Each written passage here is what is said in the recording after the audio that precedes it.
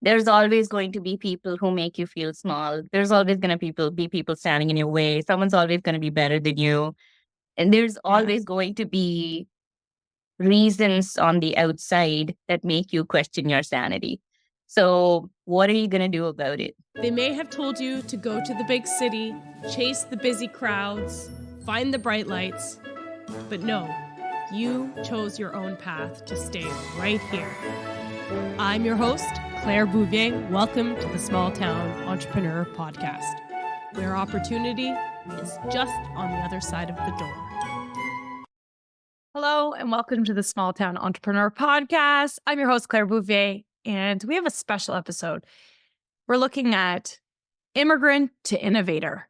And in this episode, we are going to sit down with Rati Perumal, an engineer turned entrepreneur, to discuss the challenges, the triumphs, the wins, the losses of starting a business as an immigrant in Canada. So Rati shares her journey from working in various roles across multiple firms to realizing that entrepreneurship was the only path she hadn't explored and the path that was right for her. And she went through a lot of obstacles, whether it was cultural adjustments, language barriers, and the struggle to be seen and valued in the workplace.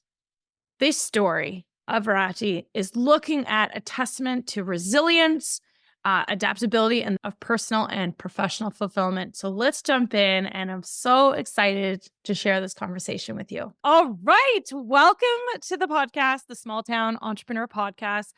Rati, we are so happy to have you here. I'm so happy to have you here. I know, I saw the look on your face. I said your name. Like, can you say it beautifully? I'm not doing it justice. You said Rati. Beautiful. No. Thank you. Thank you. Welcome to the podcast. I know you've had a really busy day, and I'm so lucky that you're giving us a few moments to be here. I know our audience is going to love this conversation. Thank you for having me. You're amazing. What am I supposed to say? I'm going to say thank you. So are you. And that's why I have you here. So we're going to dive right in. People that have listened to the podcast, ADHD, I don't do small talk. I don't think you do either.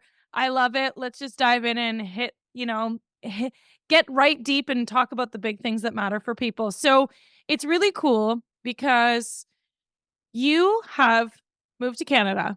You worked for lots of firms. You have worked internationally. And then all of a sudden, one day, you made, on top of not only being new to this country, you started your own company. That's correct. Business. Yes. Congratulations, first of all. Thank you. You know, people applaud entrepreneurs just to begin with to start a business. But let's talk about the whole fact that, you moved here. And, there's already so many obstacles and challenges to getting used to new cultures, new people, new everything, right? And then you build a business, which everyone knows is one of the hardest things you can do. What prompted that transition? So, yeah, I've had about 7 jobs in 9 years.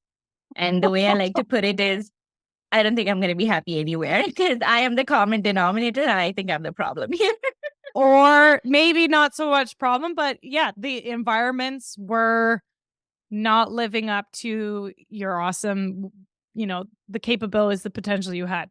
Would that be correct? Yeah, and it was all, I always felt like I outgrew the firms and there was just not enough challenges or I wasn't given a seat at the table because of, my personality or because I like to challenge status quo a lot. And I love that. We need voices like that, keeping us on our toes, accountable.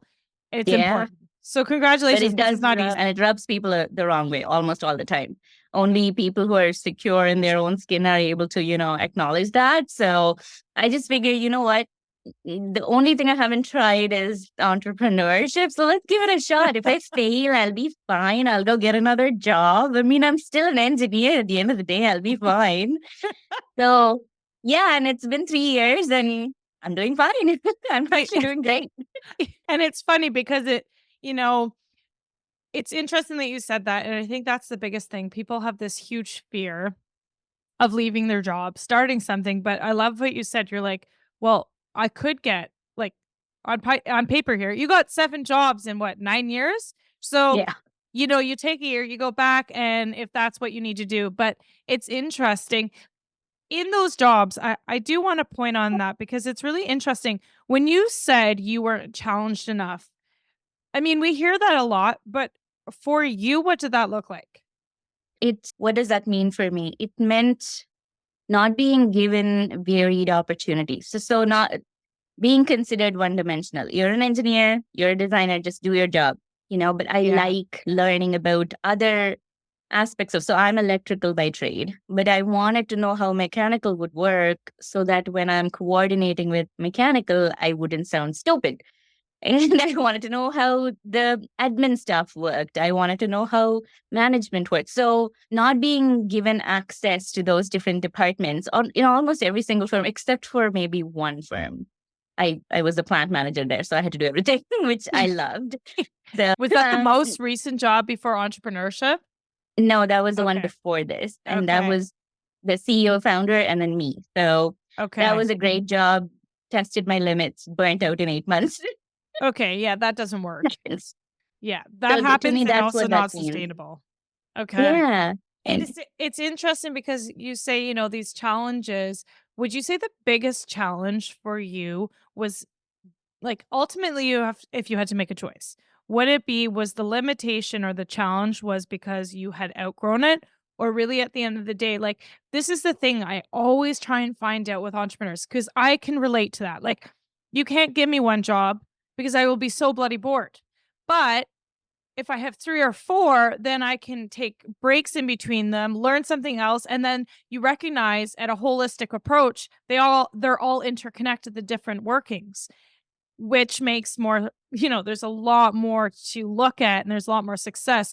So at the end of the day, what was the biggest challenge for you to having to leave the corporate world, the firm world, having someone, telling you what to do? What was ultimately the biggest I guess what really was the tipping what point for you to leave? kicked me in the butt to do Yeah. it? 'Cause, all of a sudden, like, we have these moments, but, like, I had a moment. Did you have a moment, or was it a It was quick. combination of little moments? I think I think my tolerance for nonsense is quite high, or was quite high. It no longer is. So the culmination of little frustrations, I would take it out in different ways. I'd have a lot of distractions, so I forget about it. But there was, I think, one moment when I got like a review from my direct manager, and Yeah. it was in writing. And it's funny because it's everything I'm not on paper. And you know how some people talk really fast, so you don't actually question them or catch up with them? There's a syndrome for that. Fast talker syndrome, I think. Oh, yes, and also yes, and then you need time to actually digest what they've just That said, but then the time is gone, and then it yeah. exactly. So that happened, and I seem to have agreed to everything and signed off on that paper. And then I was so angry with myself. I tore it up. I threw it in the dustbin because it said I wasn't a team player. I didn't listen to people. I'm not a good communicator. I don't care about my team. Like it was just all these ridiculous That's a things. really And a lot of negative. it was great because it made me do this, right? And actually, at the end of the day, I'm like, okay, you know what? You need to remember this. You need to remember to not be just shake your head just because someone's talking fast. You can slow down and you can ask them, what do you mean? Or you can say, can you expand? I didn't do any of that. I said, yep, yep. Oh, yeah, I guess it could be construed as that. And then I just signed off on the paper. So I picked all those pieces up and I put a tape on it. I still have that review with me. And I look at it every time I feel flustered. I'm like, don't feel flustered. You're going to screw up. So that was one of my turning points when, after 2.5 years of working so closely with me, you still didn't see me for who I was. You know what? I'm done.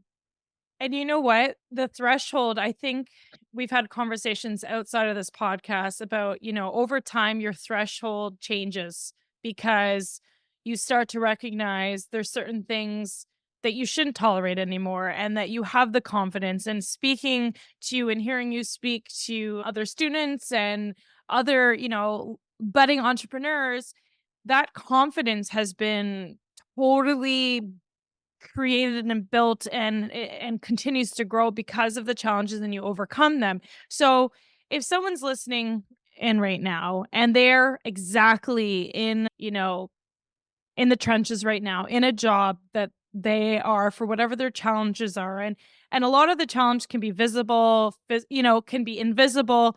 I know, like someone like me, ADHD was not something you could like, package and put out into the world all the time. So it came in sneaky ways. But someone that's listening and is in the midst of kind of like deflation, what would be something without them, walking out the door tomorrow and being like, I'm done, and then not have an exit strategy and no money coming in? What's something that you did? You seem like you had, it wasn't all of a sudden. It was, it was building. But what advice, someone listening is just feeling so frustrated, undervalued, what would you tell them? It's always going to feel that way. There's always going to be people who make you feel small. There's always going to be people standing in your way. Someone's always going to be better than you. And there's Yeah. always going to be reasons on the outside that make you question your sanity. So what are you going to do about it? Right? You can whine and cry, and that's very important. I cried in my office washroom a lot. You can have wine Same and here. chocolate. They both work.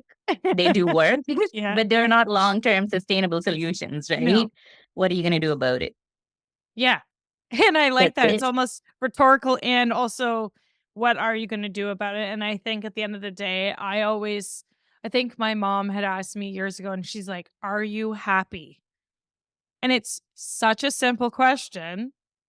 And I was like, "No."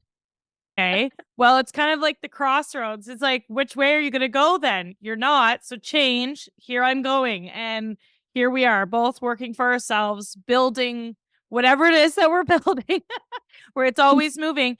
So, based on your experiences, you've lived through tons of different opportunities. You've had so many people at different levels in the hierarchy of firms and different companies.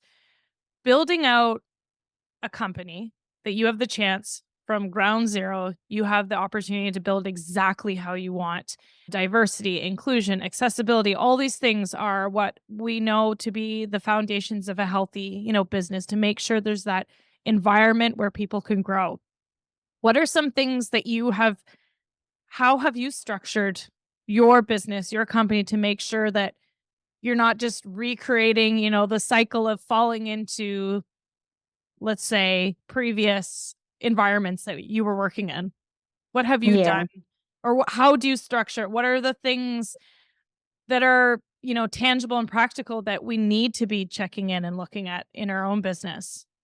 I think learning from all of those 7 jobs and creating templates and protocols from day one, even if I'm the only one working, Yeah. I wanted to have that skeleton ready. What should you not do? What did that person do? What did this firm do? How can you do it better? So I spent about 8 months just Wow. doing that, just creating structure. And that was just for me. Wow. And that is one of the most difficult things to do because I feel like I'm the most like not disciplined person. And You did that for 8 months? yeah, I would be watching Brooklyn Nine-Nine and my head would be going like, what does, and like I said before, I didn't have access to admin or HR. So if you were to hire someone, what questions would you ask? And all of these would always be in the back of my head. Like, what does it matter whether they know technical things or not? It's the Yeah. personality that matters. And then what is an invoice? I didn't know what an invoice meant when I started. I don't know what the difference between a bill and an invoice is. If you look at my Google search history from when I started, like what's the difference between a PO and an invoice? That's where I started it. But Because I didn't know. I'm laughing because I Googled all these things too. Obviously now the Chat GPT is my greatest co-pilot, but it's interesting and it's so, I think, humbling and enlightening for our listeners because yeah, I mean, you got to start somewhere. Especially, I don't know about you, but I didn't grow up in a business environment. My parents worked government jobs and it was just not, yeah, this terminology not familiar with. That's So, exactly like very similar. Like my dad said, why don't you keep your job part-time and then start a firm. Like, that's not how this works. Yeah. Because he wanted me to be safe, right? And my mom was like, you can experiment with your life all you want. It's your life. But we don't know anything about business. They're like, that's okay. I'll Google everything. I love your parents, but again, they're your parents. That's what they care about, your obviously your health, your safety, financial security. But I think I remember, maybe I can't, no, someone probably told me this. I love that I'm going to take credit that maybe I said this, but I remember talking a long time ago saying, really believing over time that sometimes a door must fully close before a window opens. Unfortunately, in our education system, I know for me growing up here in small town, Kingston, Ontario, in Canada, it was always that the teachers and your counselors said, keep the door open, just, have a little bit of, you want to have your options open. And I was like, no, I think there comes to a point that having options open is actually a detriment to growth because you haven't finalized a decision to be like, I'm all in and I have to make this work. If you're always kind of half in, would you agree that There you should don't be have to no say option B. There should be, because having an option B is a safety net. it's that crutch that might always be Yeah. something that you never kind of let go and move on. And it's interesting because I know it's a little controversial to say that, but I think at this point in your life where there's so many options out there, it's important to actually commit to something. So going back to what you were saying, I was really excited about I applaud you because I can tell you I did not do that. Building out the structure of the business just for you. I like that skeleton. I always think too, like, even if you're a one woman show, one woman run business, one human run business, so one of my mentors said, run it like a franchise. Doesn't matter if Yeah. it's just you. Know that the procedures, the systems are constantly the same. How did you know to do that? Because, like, Because I worked in a manufacturing plant and every mistake is going to cost you $1 million. Like, you don't have the choice to make a mistake. That sounds really rough, but that's how I worked. And it that's didn't matter if awesome. I worked, yeah, and it didn't matter. You would get a call at 2 in the morning because something went down and the plant was going to shut down. Like, you had to show up at 2 in the morning. So I had that discipline ingrained in me. And as Wow. painful as it is, I had that discipline ingrained in me. Um, Wow, that is, you know what? yeah. I've never This is awesome. Like, this is so cool because for me, there was never that riding on. Like, if I took a photograph and it wasn't, let's say when I first started, like if someone didn't like the editing, yeah, well, I'll get to it the next work day. Like the urgency wasn't the same. So I think No, creating those structures weren't the same urgency, which is why I failed when I started. So that's so interesting. that is interesting. Is that urgency and knowing that it will cost not setting it up appropriately, getting the And structure in that's, place. yeah, it's like, I think I moved from the manufacturing industry to the building industry eventually. And that industry didn't have that urgency. Like, because the building permits were always 4 weeks. Like, what's the point? And there was a Right. relaxed environment in that industry, and I wasn't used to it. I was so wound up, and when they gave the days off between Christmas and New Year's, I just went to the CEO and I went, what am I supposed to do with my life? Like, this is like the most important shutdown period in a manufacturing plant when no one works. You take care of all the equipment and like production is not important, and that's when we work the hardest. And what do you mean you're shutting down the firm? So that was an Wow. adjustment phase, right? So it's Wow. not the same in every industry, but having that mindset makes a huge difference. I love that. So imagine playing another role. Imagine you are leading a team and let's say I know in the work that you do, the urgency. I remember you saying like if you don't do diligence, someone could, there could be a fire, someone dies, right? And when you're creating and building and designing. Whereas for me, I do not live my life with that, oh my gosh, that possibility of that even happening. How does someone like myself or someone else in a less urgent environment create that urgency for themselves so that they can create that structure? Because I think for a lot of creative fields that don't have like we're not building and designing buildings that people are going to be living in the case of you.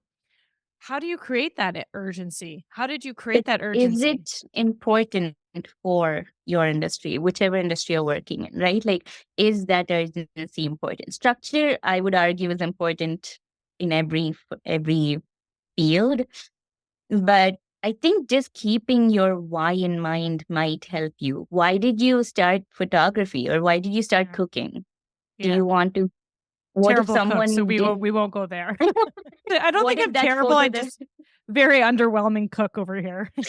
But why are you taking photos? What if that headshot gets someone a job? Like, Yeah. what if you are the reason someone doesn't get a job? And now I know you're introducing fear in, but it's not trying to freak people out. It's more, why are you doing what you are Yeah. doing? That to me Yes. should create urgency.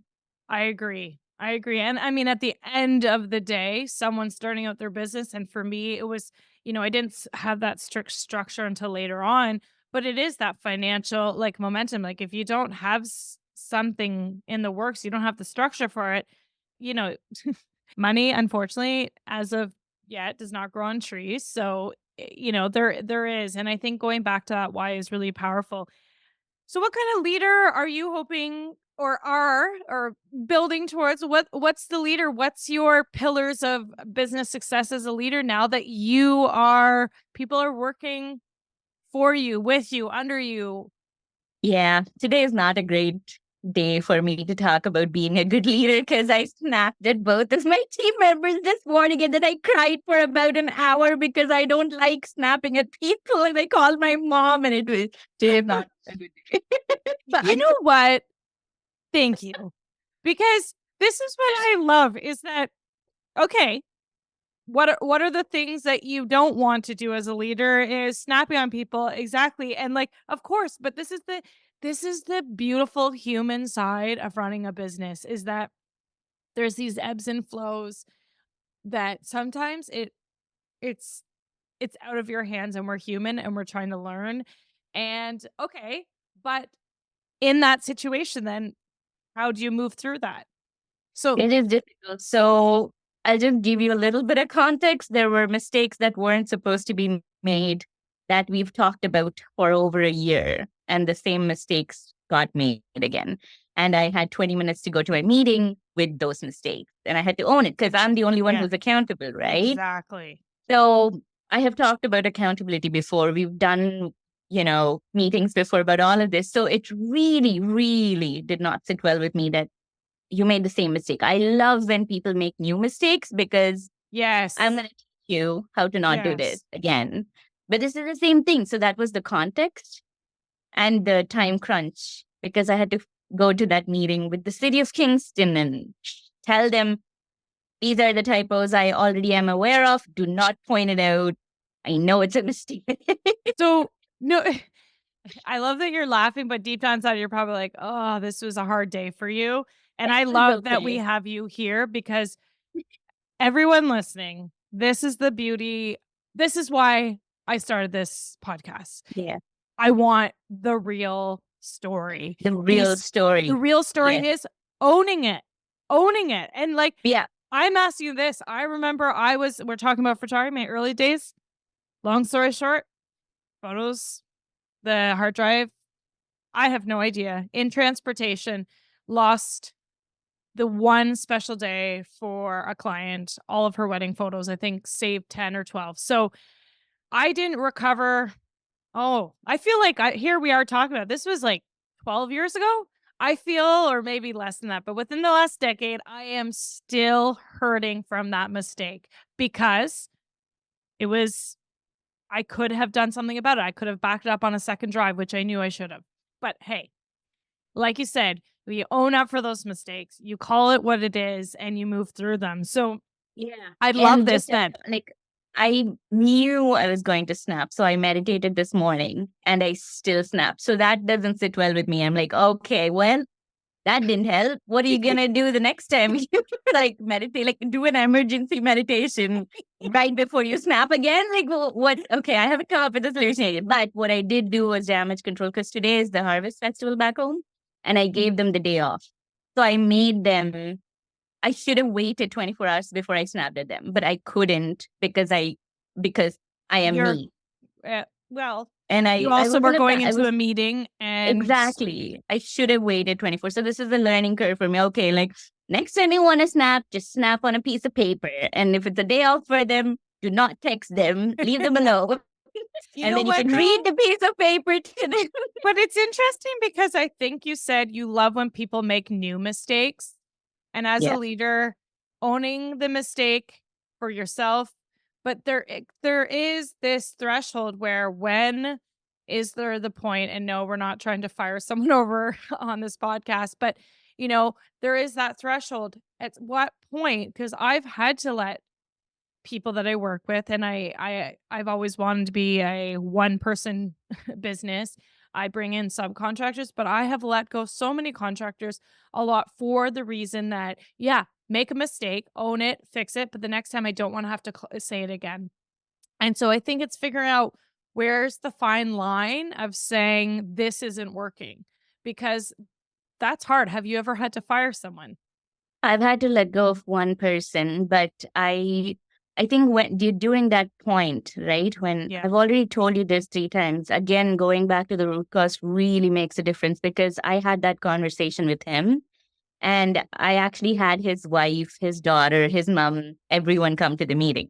And we sat as a family. Yeah, we all talked to him like, listen, I've told you this like six Yeah. times. I understand. Like, it's okay, but Yeah. like, tell me what went wrong. Like, what's Yeah. going on with you? And then I realized someone was sick, family Yes. dynamics, right? Yes. And if A lot I didn't more behind the understand that, scenes. it would have just been a heartless, okay, bye. So I'm really glad we did that and we both were on the same page. And I'm like, a year from now, talk to me. Maybe it'll be different. So I think going back to That's the really why cool. are they making the same mistake over? I need to have that conversation with my team. Is it because you can't focus? Do you need a second monitor because you can't see the drawings right? Yeah. So there is a Yeah. lot of things that could have gone wrong over the last week. And our one-on-one sessions are due this week. So I'm very excited Yeah. for that one-on-one session, even though today was a bad day. Like it wasn't a bad day. It was a bad moment in a day. Yes. I'm Exactly. very excited. Yeah, Exactly. That's what it is. And I love this because it's that is unusual how you dealt with that, but it was powerful because I would say as a high school teacher, there's never just no reason that a student comes into the classroom completely upset and not engaged. There's always something happening behind the scenes and it's depending the time that you have and the energy and figuring it out. And I think it's really interesting because you also have a completely fresh perspective, different lens. You're recently a Canadian citizen. yes, yes. We're going to celebrate that. Everyone clap. Okay, well, first of all, so cool. So awesome. Canada, a big score. We're so happy to have you here. But also, we're going to acknowledge and not forget that this has been a hard journey. This is hard because you said earlier, sometimes you've had moments where, for whatever reason, cultural differences, you've mentioned accent, who, whatever it is, that separation, moving to Canada, what has been your experience? Positive, negative? What has that looked like coming to Canada, not only just to come here as a citizen, but to come here to work here and now start a company? What's that experience look like?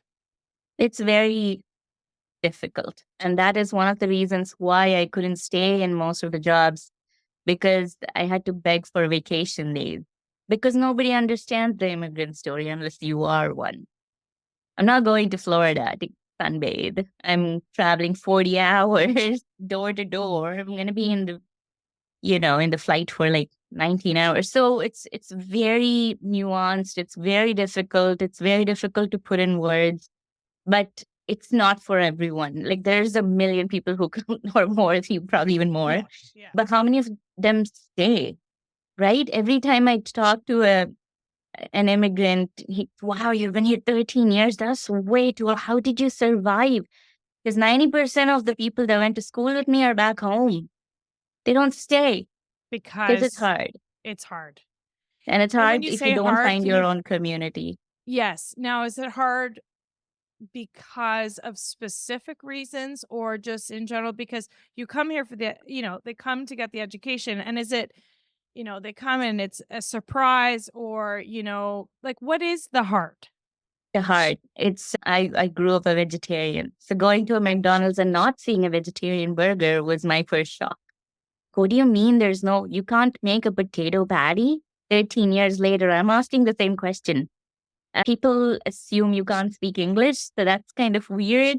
It's You get weird. that? Yeah, I still do. Oh my God, your English is so good. Like, thanks. Everyone speaks English in India, but thanks. I went on a date a couple of weeks ago and the guy asked if we have roads and cars in India. So you guys like have roads? I'm like, yes, no, we Are do. you still going on dates with this individual? Oh God, no. Okay. Nope. But it's the food, it's the culture, but it's not Canada specifically, right? So if a Okay. Canadian comes to India, we'd be just as ignorant because we're not exposed to white people. Like, not a lot of white people come to like South India. So I think it's just the difference. And when you're younger, if you come over here, it's easier because you're curious and you want to learn. And you don't say soda, you say pop. You don't say pop, you say soda. One of the two. And then Yes, I know. you say Yeah. like the lift in the elevator, the Yes. loo, like just the words, the way you speak, being made fun of. It's all easier when you're younger. I agree. I do. That was all my backpacking years. Yeah, you're just exploring. I agree. I'm so disappointed, but it is on the bucket list, the south of India. Oh, I'll take you there. Yes. Fine. Okay. Just come home with me. I have yeah, okay. I gotta work on, if you want to put me in a suitcase, I gotta work on some flexibility here.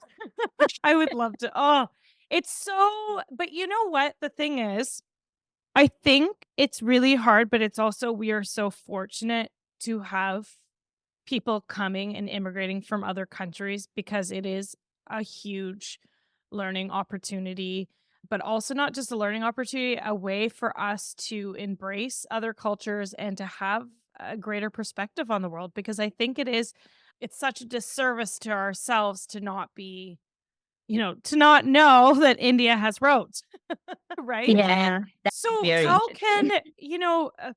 we're responsible. We're responsible whether you're an Indian and we come to India or vice versa, you're here.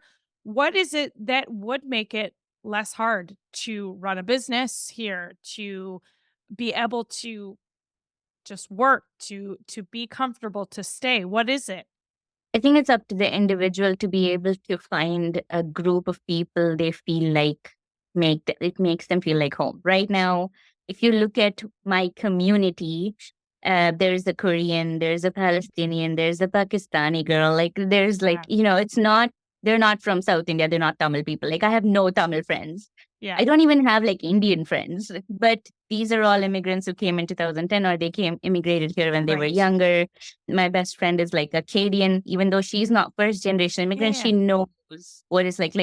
I'm her grandma, like, right? So that generation. So Yeah. she's my best friend and she knows my struggles because her family has been through that. So finding it's up to the individual who immigrates, finding that community and using them as support. Don't be afraid to go out and make new friends. Yes, it's hard. Yeah, they ask a lot of stupid questions sometimes, but that's okay. You don't have to educate them if you don't feel like it, but it's Right. nice to kind of educate them or just say, you can Google that stuff too, or just be nice. It's okay. But I tell you what, like, Canada is a lot better to immigrate to. Which is, based on what you're saying, I don't even want to imagine in other circumstances. But I think it's interesting what you're saying because it's our responsibility. And I love that you're saying it's also your responsibility and finding that balance to, we're all human. We all are trying to create that. Now, before we wrap up this episode, I do want to first actually two things. I really want to highlight, you were recognized as one of the top 40 entrepreneurs under 40 in our community. Congratulations. That's a huge, huge success. And there's a lot of young people, specifically, we're going to speak to the audience of young people moving to Canada, immigrating to Canada, feeling they don't, belong in a company or a business. It's not feeding them. They know they're intelligent. They know they're meant to do something greater in this life. What pieces of advice, if they're on that trajectory, they're feeling, the demands of working, maybe they're trying to get their permanent residency or they're waiting for citizenship. There's a lot of times they can't always just immediately jump in and run a business. What is some of the advice that you would give to young professionals, young immigrants moving to the country? What would you advise them? What are resources or ways that, and I love that you said, bring a little bit of what you can of home into your in your space wherever you are, but what other pieces of advice would you give them? When you're young, it's easy to learn. So be a sponge and just learn as much as you can. Don't buy a house. Don't tie yourself down to a city. Don't, buy an expensive car and pay more, like loan on it for five. No, you're young, Hitchhike. travel a lot and study a lot, like learn a lot, work as much as you can just to like learn different things. And if you're not satisfied in one job, get another job. It's okay to have two jobs. Just learn. And if you feel like you don't belong, then this is not a popular opinion, but I I love it. would say that's more of an inner work because I'm too brown for Kingston and I'm too white for India right now. So I didn't feel like I belonged anywhere for about 10 years. So Wow. that's a lot more inside problem than it is an outside problem. And it is not going to sit well with a lot of people, but that's my experience. But that's what I So want to ask. That no, it's fascinating because everyone has their own journey and their story and their struggle. And it yeah, is a combination of both. Onus is on all of us yeah, to show up for other people, but we have to show up for ourselves first and to make sure that yeah, we're doing the work exactly. and the Exactly. mindset And stuff. your racism and sexism and all of that's going to exist when you're 20s, 30s, 40s, 50s. It's always going to be there. So study and learn and grow and make use of your age. You're young. Learn as much as you You're can. talking to me, right? I'm still young. Yes, of Okay. course. I love it. Oh, you know, this was a really lovely chat. I felt, I also, for the listeners, I'm also nervous because I'm also careful that I don't want to fall into, the same stereotypes and those same, you know, those things that we worry about. But I think it just starts with having the conversation, asking the questions and allowing. And I think that's where, I really appreciate your candor and sharing your story. And I would love to have you back as you have the 200 people that you're just inspiring across the world with this organization, this company that you're running. I think it's an absolute amazing story that I hope that we can keep sharing and we have you back on. Thanks for having me, Claire. I You appreciate it. are amazing. Thank you.